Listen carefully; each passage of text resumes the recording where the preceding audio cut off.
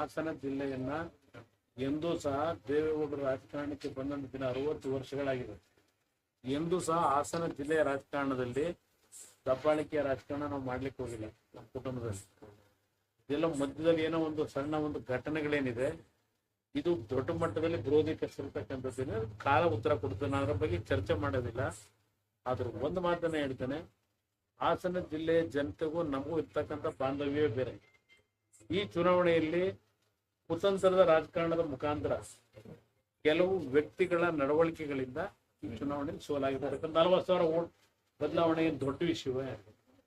ಇವತ್ತು ಆ ರೀತಿ ಹೋದ್ರೆ ರಿಪಬ್ಲಿಕ್ ಅಂತಕ್ಕಂಥದ್ದು ನೀವು ಕೇಳೋದಾದ್ರೆ, ಇವತ್ತು ಬೆಂಗಳೂರು ಗ್ರಾಮಾಂತರದ ರಿಸಲ್ಟ್ ಇದೆಯಲ್ಲ, ಅದನ್ನ ಹೇಳಿ. ಸಿದ್ದರಾಮಯ್ಯರು ಹೇಳ್ತಕ್ಕಂಥದ್ದು ಬೆಂಗಳೂರು ಗ್ರಾಮಾಂತರದ ರಿಪಬ್ಲಿಕ್ ಏನಿತ್ತು, ರಾಮನಗರ ಜಿಲ್ಲೆಯ ರಿಪಬ್ಲಿಕ್ ಅಂತಕ್ಕಂಥದ್ದೇನು ಇಟ್ಕೊಂಡಿದ್ರು, ಅದಕ್ಕೆ ಇವತ್ತು ಬೆಂಗಳೂರು ಗ್ರಾಮಾಂತರ ಜಿಲ್ಲೆಯ